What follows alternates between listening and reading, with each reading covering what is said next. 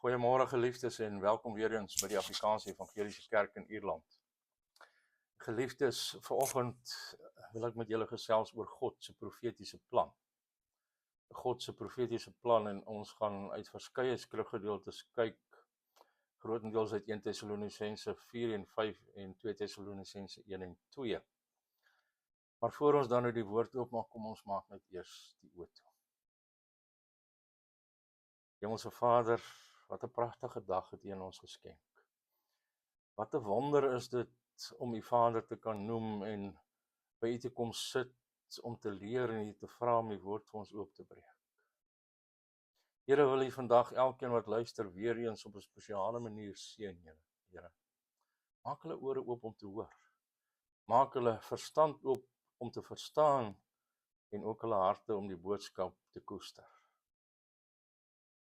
En Here, wil U my ook asseblief aanraak. Raak my lippe aan, Here, en spreek U deur my. In Jesus naam. Amen. Geliefdes, hierdie boodskap sal waarskynlik meer soos 'n Bybel College klaskamer lesing klink as 'n preek. Maar voordat ons in Paulus se behandeling van Bybelse profeseë induik, is dit belangrik dat ons 'n oorsig van verskeie benaderings tot Bybelse profeseë verstaan. Vir sommige mag dit 'n vervelige oorsig wees en ek vra om verskoning daarvoor, maar ek hoop vir ander sal dit help om sommige van die betrokke kwessies te verstaan. Dit het my nog altyd gepla dat as 'n mens byvoorbeeld 'n Woensdagreeks oor gebed by 'n gemeente sou aankondig, dan daar min mense sou opdaag, maar as dit oor profesie was, dan sou die plek stampvol wees. En dit het my ook gepla dat baie van die hoeha wat met profesie verband hou gebaseer is op spekulasie oor die toekoms sonder toepassing op die hede.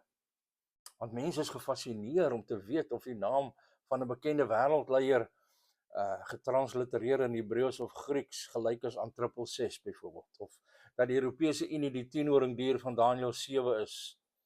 Maar om dit te weet, help hulle nie om in godsvrug of liefde te groei nie. En ook dink baie evangeliese Christene dat alle Bybelgelowige Christene in die wegraping van die kerk voor die verdrukking glo, soos gewild gemaak is deur Hal Lindsey in sy boek The Late Great Planet Earth en Tim LaHaye en Jerry Jenkins se Left Behind boeke en reekse. En daardie siening word nogal in kweekskole geleer, ongelukkig. Sommige professore het glo dat alle ander sienings grens aan liberalisme. Maar hoe meer ek die Bybelse profesie bestudeer, hoe minder seker word ek dat dit is wat die Bybel leer. Ek sou wou hê dat dit moes waar wees, want wie wil deur die verdrukking gaan? Ek het nie 'n stelsel uitgewerk sodat ek al die profetiese gedeeltes kan verduidelik nie. Ek het baie kommentare en boeke oor profesie gelees, maar ek verstaan steeds nie die boek Openbaring goed genoeg om dit werklik te onderrig nie. En so, dis gaan ek voort om te lees en te studeer, maar moenie binnekort 'n reeks oor Openbaring verwag nie. Maar ons kom by verskeie afdelings wat oor profesie handel, so ek sal probeer om dit so goed as moontlik te verduidelik op hierdie stadium van my begrip. In hierdie boodskap wil ek egter 'n oorsig gee van die belangrikste sienings van Bybelse profesie onder Bybelgelowige Christene en sommige van die voor- en nadele van elke siening verduidelik. So om op te som, alle ware Christene stem saam dat Jesus Christus liggaamlik in krag en heerlikheid sal terugkeer. Maar daar's 'n paar groot verskille oor die besonderhede van hierdie terugkeer. En so laat ek begin deur te sê dat ek so lank 'n persoon glo dat Jesus Christus liggaamlik in krag en heerlikheid sal terugkeer, dat ons nie ooreenkoms oor ons spesifieke siening van profesie 'n toets vir gemeenskap moet maak nie. Dit is my siening. Godvrugtige mans en vroue verskil oor hierdie sake, maar elke siening het Bybelse ondersteuning. En indien nie sou almal wat die Bybel glo in dieselfde kamp wees. Dus hoewel dit goed is om profetiese sienings op 'n vriendelike manier te debatteer, moet ons nie diegene wat met ons verskil aanval asof hulle vyande van die evangelie is. Kom ons kyk eers, alle ware Christene stem saam dat Jesus Christus liggaamlik in mag en heerlikheid sal terugkeer. Want al die belangrikste benaderings tot Bybelse profesie stem hiermee saam oor hierdie waarheid. Jesus sal liggaamlik terugkeer en wanneer hy kom, sal hy in groot mag en heerlikheid kom om te regeer. En tydens sy verhoor het Jesus vir die Sanhedrin gesê in Matteus 26 vers 64, ek sê vir julle, van nou af sal julle die Seun van die mens nie sien sit aan die regterhand van krag en op die wolke van die hemel. En hier het hy verwys na Daniël 7 vers 14 wat voorspel dat die Messias se koninkryk ewig sal wees. En die engel het vir die disippels gesê terwyl Jesus na sy opstanding na die hemel opgevaar het, in Handelinge 1 vers 11 gesê, hierdie Jesus wat van julle opgeneem is in die hemel, sal net so kom, soos julle hom na die hemel sien wegvaar het. En oor hy het liggaamlik opgevaar, hy sal liggaamlik terugkeer. Hoe Christene ook al die besonderhede van profesie verstaan, almal stem saam, dat Jesus liggaamlik terugkom om te regeer. En om dit te ontken, is basies kettery.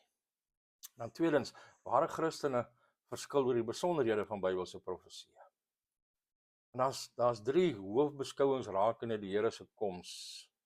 Die eerste is post-millennialiste, en hulle glo dat Jesus se terugkeer na 'n tyd van wydverspreide aanvaring van die evangelie sal wees. En volgens hierdie siening sal die evangelie in hierdie kerktydperk groei, soos die mosterdsaad totdat dit 'n groot boom word. Of dit sal versprei soos suurdeeg en brooddeeg totdat dit die hele aarde deurdring, sodat die wêreld grootliks gekersten is.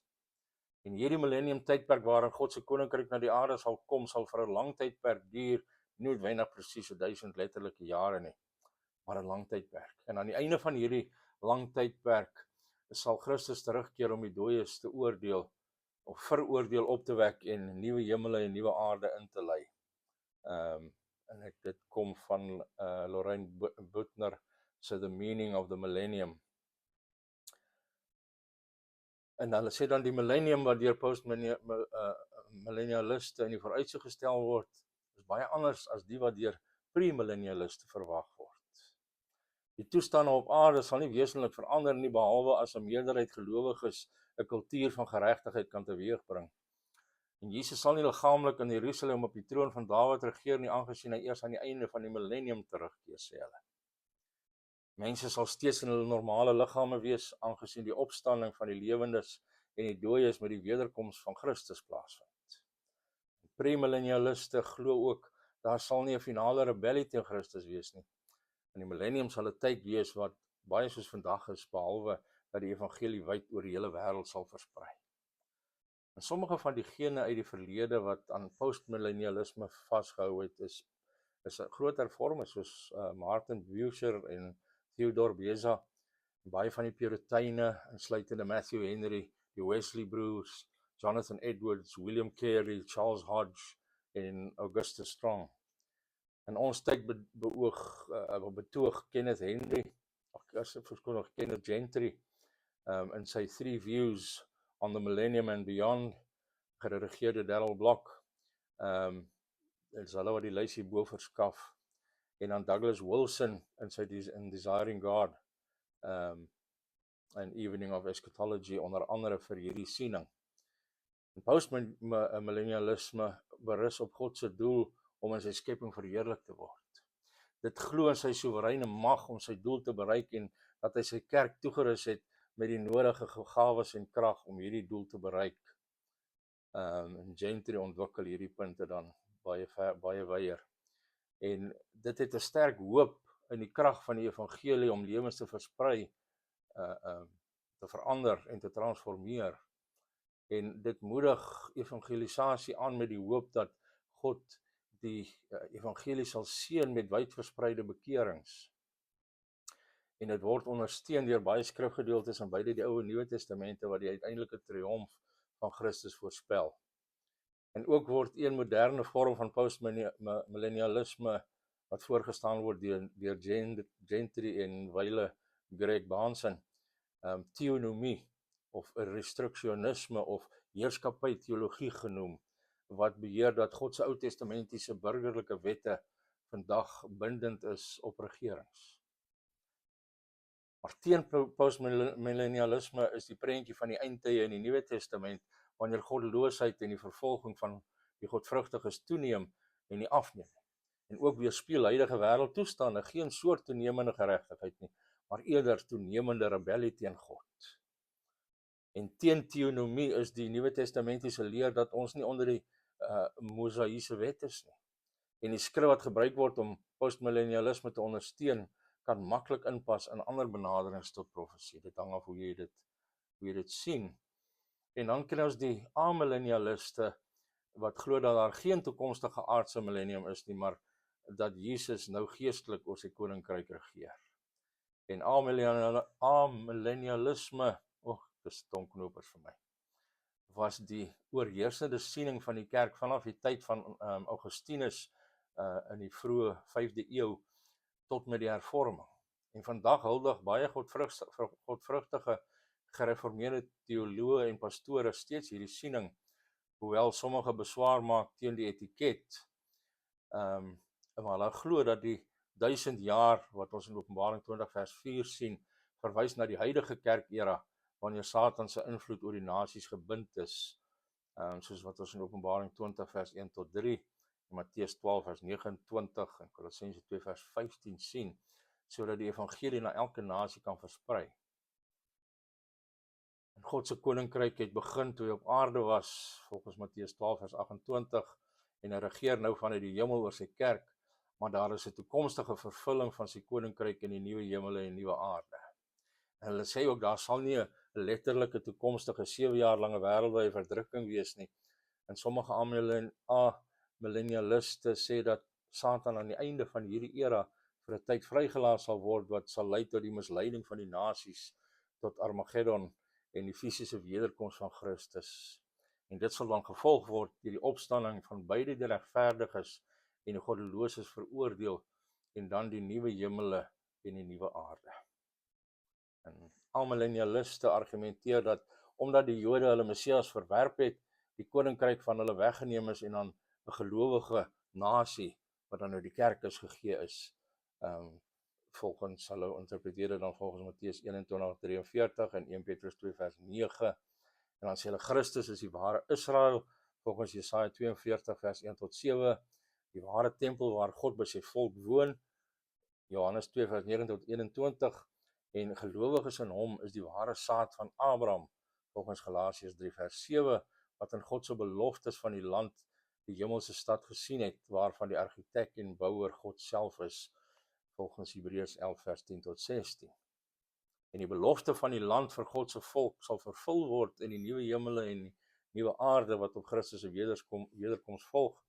En sommige amillennialiste, byvoorbeeld Martin Lloyd Jones, glo dat Romeine 11 leer dat daar steeds 'n wydverspreide bekering van die Jode sal wees voordat Jesus terugkeer. Maar daar is nie twee aparte profetiese programme nie. Een vir die Jode en 'n ander vir die kerk nie. En ten gunste van amillennialisme is die feit dat dit redelik eenvoudig is.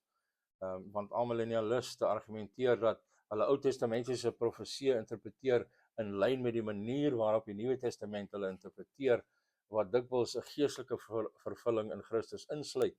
Byvoorbeeld Handelinge 2 vers 17 tot 21, Handelinge 13 vers 32 tot 35, 15 vers 16 tot 18, Galasiërs 4 vers 21 tot 31, Hebreërs 4 vers 1 tot 11 en 1 Petrus 2 vers 9 tot 10.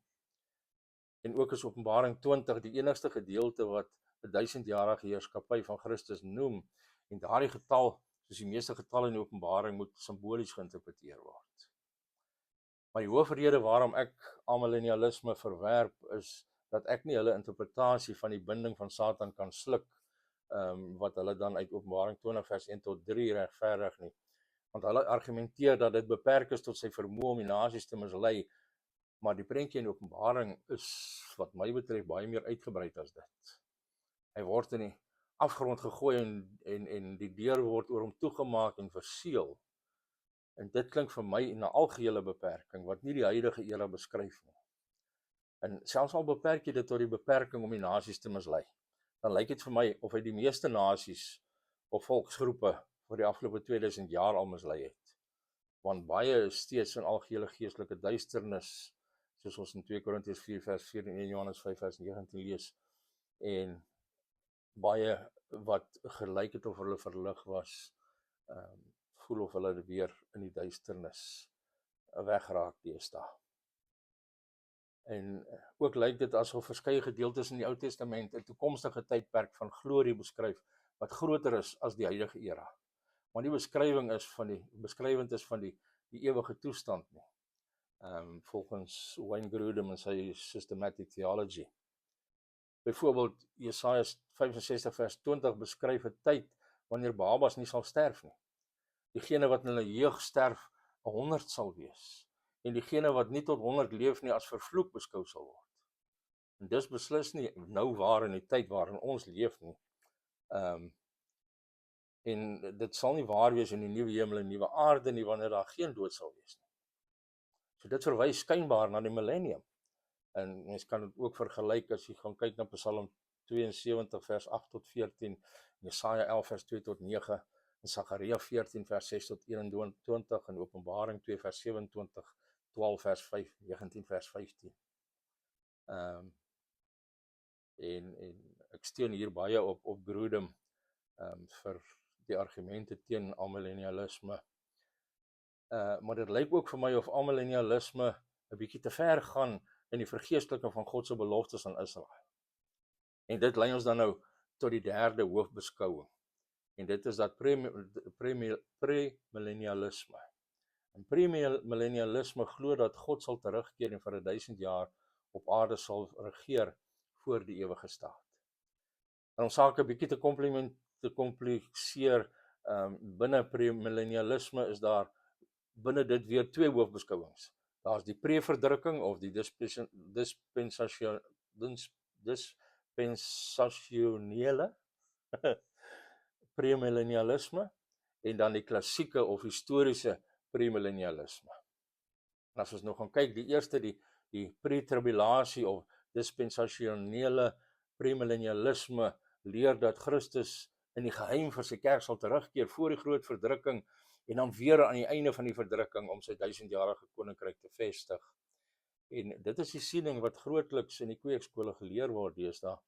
En dis waarskynlik die gewildste siening onder Amerikaanse en ander westerse evangeliese gelowiges. En sommige dispensasioniste voer aan dat hierdie siening al eeue lank bestaan, maar die meeste geleerdes stem saam dat dit ontwikkel en gewild gemaak is deur die 19de eeuse Plymouth Brethren leier John Nelson Darby.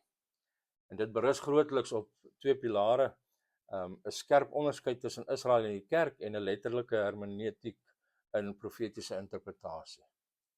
Want volgens hulle sal die kerk verwyder word deur die geheime wegraping, gevolg deur 7 jaar van Daniël se 70ste week, wat dan vir Israel voltooi sal word. En gedurende hierdie tyd sal baie Jode gered word en baie sal gemartel word deur diegene wat lojaal is aan die anti-kris, wat aan bewind sal kom en 'n eenwêreldregering sal regeer. En dan by die klimaks van die verdrukking, net soos die magte van die anti-kris gereed is om Israel te vernietig, dan sal Jesus terugkeer en hy sal al sy vyande doodmaak en sy 1000-jarige heerskappy in Jerusalem vestig. En gedurende hierdie tyd sal Satan gebind word en Christus sal die nasies met 'n ysterstaf regeer. En baie sal gered word, maar daar sal steeds sommige wees wat sy heerskappy sal weerstaan. En aan die einde van hierdie tydperk dan sal Satan vrygelaat word en die finale rebellie lei. En vuur sal uit die hemel neerdaal en al die rebelle vernietig. En Satan sal in die poel van vuur gegooi word. Die dooie sal opgewek word vir die oordeel en in die poel van vuur gegooi word, wat die tweede dood is, soos ons in Openbaring 20 vers 1 tot 15 sien. En daar is ook 'n paar variasies onder dispensasionele premillennialiste. 'n Paar argumenteer vir 'n gedeeltelike wegraping voor die verdrukking, waar die waaksames of die oorwinnaars hemel toe geneem sal word, maar die res van die kerk deur die verdrukking gereinig sal word. Watchman Nee het hierdie siening geleer. Ander hou vas aan 'n wegraping in die middel van die verdrukking of 'n wegraping voor die toren wat die hele kerk verwyder net voor die ergste oordeele van die verdrukking begin. Maar die hoofrede waarom ek nie meer aan die wegraping van die kerk voor die verdrukking vashou nie, is dat ek nie twee afsonderlike wederkomste van Christus duidelik in die skrif kan leer nie. Ek het Dr. Richard Mayhew van the Master Seminary, jammer, wat hierdie siening aanhang, hoor sê dat dit afgelei moet word. Dit is nie in die skrif, ons moet dit net aflei. Maar verskeie verse en argumente lei dan tot hierdie afleiding. Eerstens, Christus se belofte aan die kerk in Philadelphia in Openbaring 3 vers 10 is om hulle te bewaar van die uur van beproewing wat op die punt staan om oor die hele wêreld te kom. En dit word dan geïnterpreteer as van toepassing op die kerk aan die einde van hierdie era. En dan tweedens, die doel van die verdrukking is vir die uitstorting van God se toorn, soos in Openbaring 6 vers 17 beskryf word, maar die kerk is nie bestem vir toorn nie, maar vir verlossing, sê hulle volgens 1 Tessalonisense 1 vers 10 en 5 vers 9. En derdens word aangevoer dat as Christus nie terugkeer voor die einde van die verdrukking nie, dan kan sy koms nie op hande wees nie. Volgens byvoorbeeld Dr. J. Dwight in sy Pentecost Things to Come. Hy lys 28 argumente vir die wegraping voor die verdrukking, maar ons het nou nie tyd om deur hulle almal hier te gaan nie. Maar ek verwerp hierdie argument oor die vryspraak van God se toorn, want deur die geskiedenis heen het God nie sy kerk teen verskriklike verdrukking beskerm nie. In ons tyd waarin ons leef, word Christene in baie moslimlande vervolg en vernietig, en deesdae in sogenaamde Christenlande ook. En die toorn waarvan ons vrygespreek moet word, is nie tydelike vervolging nie, maar die ewige toorn van God in die poel van vuur. So wat die argument oor dreiging betref, stem dispensasionele premillennialiste saam dat Christus oor Olyfbergrede in Matteus 24 en 25 en Markus 13 verwys na sy tweede koms, nie na die wegraping van die kerk voor die verdrukking. Maar Jesus leer duidelik dat niemand die dag of die uur van sy koms kan ken nie, en hy waarsku sy disippels om op hulle hoede te wees, in Matteus 24 vers 36 tot 44. Want hy sê in vers 44 van Matteus 24, daarom moet julle ook gereed wees, want die seun van die mens kom op 'n uur dat julle dit nie verwag nie. Dus, al volg sy tweede koms dan nou op die gebeure van die verdrukking, soos beskryf in Matteus 24 vers 4 tot 28, beeld die Here dit as dreigend uit en dring hy by ons aan om waaksaam daarvoor te wees. En daar is ook voorspelde gebeure wat moet plaasvind voordat die kerk van die aarde verwyder kan word. Die disippels moes getuig in Jerusalem en Judea en Samaria en tot aan die uithoeke van die aarde, soos Johannes Handelinge 1 vers 8 vir ons sê, wat baie jare sou neem. Trouwens, dit is nog steeds nie heeltemal vervul nie. Jesus het gesê dat die einde nie sou kom totdat die evangelie in die hele wêreld verkondig is nie, wat die taak van die kerk is, soos Matteus 24 vers 14 vir ons sê. En die Here het vir Petrus gesê dat hy 'n ou man sou word in Johannes 21 vers 18. En hy het vir Paulus gesê dat hy sou leef om in Rome te getuig in Handelinge 23 vers 11. In ander woorde, die idee dat ons aan die voorverdrukking wegraping moet vashou, omdat enige ander lering ontken dat Christus enige oomblik kan terugkeer, hou nie vir my stand nie. Soos ek reeds gesê het, hoop ek dat die wegraping voor die verdrukking waar is, want ek wil nie ly nie, maar ek is nie oortuig dat die Bybelse argumente dit bewys nie. En dan tweedens, post-tribulasie of die klassieke premillennialisme leer dat die kerk deur die verdrukking sal gaan, gevolg deur die wederkoms van Christus en sy 1000-jarige heerskappy. Dit word dan ook historiese premillennialisme genoem. En dit was die oorheersende siening van die kerk vir die eerste 3 eeue van die kerkgeskiedenis. Wyle George Ladd in sy The Blessed Hope, en Douglas Moo en 3 Views on the Rapture, en Wayne Grudem in sy Systematic Theology verdedig almal hierdie siening. En soos ek gesê het, die voortribulasie wegraping rus op die pilare van 'n volledige onderskeid tussen God se doel vir die kerk en sy doel vir Israel, en op die letterlike interpretasie van Bybelse profeseë. En wat die onderskeid tussen Israel en die kerk betref, sien ek 'n paar onderskeidings, maar nie onderskeidings wat deur die ewigheid voortduur nie. Paulus verklaar dat daar in Christus geen Jood of heiden is nie, in Galasiërs 3 vers 28 en weer in Efesiërs 2 vers 11 tot 22 en ook in Kolossense 3 vers 11. So ek vind dit moeilik om in die skrif te sien dat die kerk bloot so 'n tussenstuk in God se program is apart van Israel. Christus en die kerk is eerder die hoogtepunt van God se verlossingsprogram. En baie dispensasioniste sê dat die Joodse tempel gedurende die millennium herbou sal word en dat diereoffers daar as 'n gedenkteken geoffer sal word. En ek vind daardie idee in teenstelling by die boek Hebreërs. Christus is die volledige en finale offer vir ons sondes. Waarom teruggaan na die bring van gedenkoffers wanneer ons Christus 'n perfekte offer vir ons sondes het? Wat die letterlike interpretasie van profesie betref, is daar baie plekke waar selfs dispensasioniste die vervulling van profesie geestelik interpreteer, volgens Vern Poythress en sy Understanding Dispensationalists. Byvoorbeeld, die kerk is nou die tempel van God waar hy woon, 1 Korintiërs 3 vers 16 tot 17. En ons is nou 'n uitverkore geslag, 'n koninklike priesterdom, heilige nasie, 'n volk as eiendom van God, 1 Petrus 2 vers 9. So wanneer dit kom by 'n geheime wegraping van die kerk, dan word die teks wat ons volgende week sal bestudeer, dikwels as 'n hoofondersteuning gebruik. Maar dit klink nie vir my baie geheimsinnig nie, want dit sê die Here self sal van die hemel neerdaal met 'n geroep, met die stem van 'n aartsengel en met die geklank van die basuin van God, 1 Tessalonisense 4 vers 16. En Dr. Grudem sê op bladsy 1134 van sy boek, die leerstelling van 'n wegraping voor die verdrukking is 'n afleiding uit verskeie gedeeltes wat almal betwis word. Boonop, selfs al glo mense dat hierdie leerstelling in die skrif is, word dit met so min duidelikheid geleer dat dit eers in die 19de eeu ontdek is. Dit maak dat dit nie waarskynlik is nie. En dan wil ek afsluit vanmôre. Ek verwag nie dat julle almal met my sal saamstem nie. Maar soos ek gesê het, ons moet genadiglik met mekaar verskil en erken dat daar baie godvrugtige geleerdes in elke kamp is. So wat jy ook al glo, hier is 'n paar afsluitende toepassings. Eerstens, maak nie saak watter siening jy inneem nie, die Here Jesus gaan duidelik liggaamlik terugkeer om oordeel oor ongelowiges te voltrek. En dit tesame met die onsekerheid van die lewe is 'n aansporing om sonder uitstel in Christus te glo. Gebruik dit wanneer jy getuig. Tweedens, in die lig van sy koms volgens 1 Korintiërs 15 vers 58, wees standvastig, onbeweeglik, altyd oorvloedig in die werk van die Here, omdat julle weet dat julle arbeid in die Here nie te vergeefs is nie. En dan derdens, ons kan versekering en vertroosting hê te midde van die huidige wêreldonrus. God is soewerein en hy werk alles volgens die raad van sy wil, Efesiërs 1 vers 11.